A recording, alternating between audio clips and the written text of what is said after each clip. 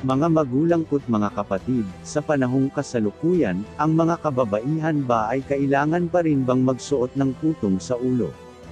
Sa loob ng simbahan o sa tahanan ng Diyos?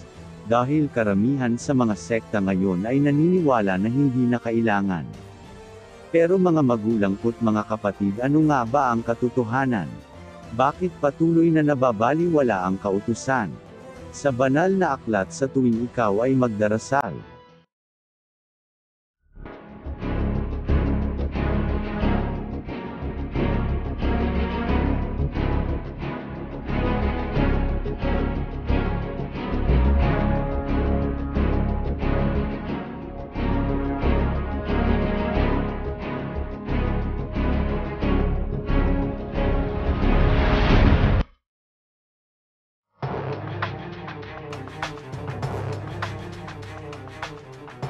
Babasahan ko kayo ng maikling pahayag sa Biblia.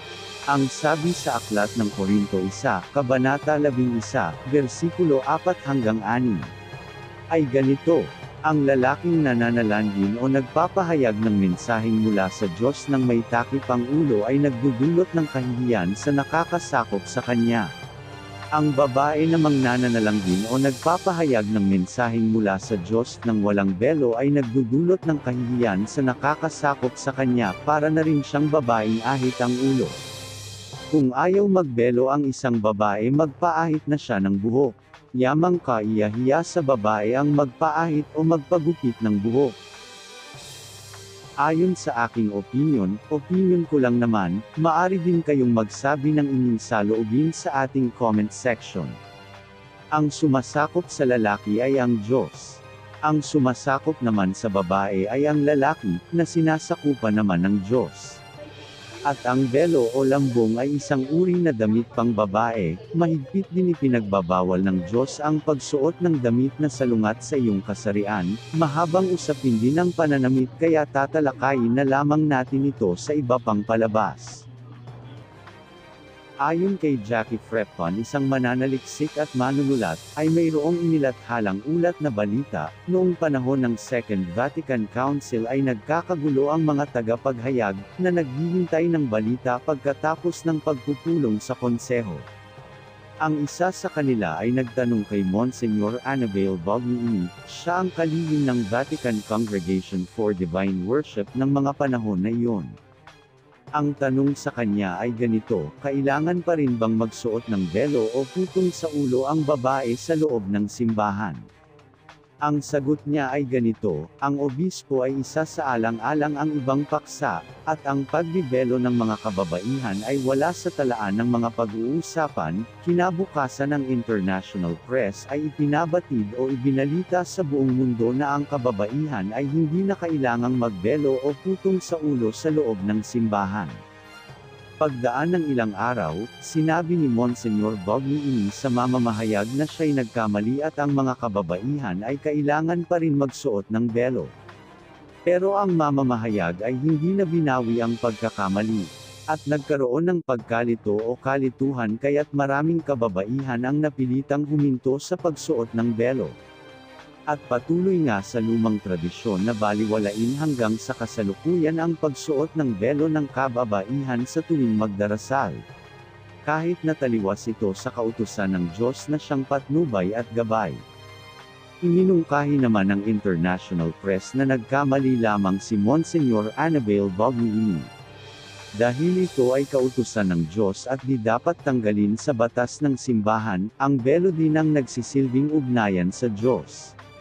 Upang patuloy na madinig ang mga panalangin, dahil sino pa ba ang nakakasakop sa ating lahat kundi ang Diyos lamang. Sa pamamagitan at paggamit ng belo, habang ikaw ay nanalangin.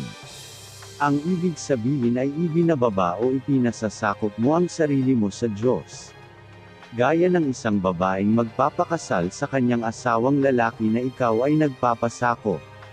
Kaya sa tuwing ikaw ay mananalangin upang madali at mabilis ang ugnayan mo sa Diyos, sundin mo ang nakasulat patungkol sa paggamit ng belo. Gaya ng ating mahal na Birhen, makikita din natin na ang kalikasan sa kanyang sarili. Na meron din siyang taklob sa ulo. Itinuro ang resulta sa pagbibelo ng mga kababaihan sa pamamagitan ng imahe ng mahal na birhen. Para sa panahon ng pagsambang makadiyos kung ito'y bibigyan ng pansin, pagpapaalaga at katapatang pagsamba sa makapangyarihang Diyos, na nag-uutos na ang babae ay kailangan ikubli ang ganda ng kanyang buhok. Ang babae din ay itinuturing na templo sa mata ng Diyos, kaya pag-ingatan niyo ang sarili at kalukdan ang pagbibelo para mas lalong tumibay ang pundasyon sa pananampalataya, lalo na ngayong madaming nagsasabing propesya na nalalapit na ang paghuhukom.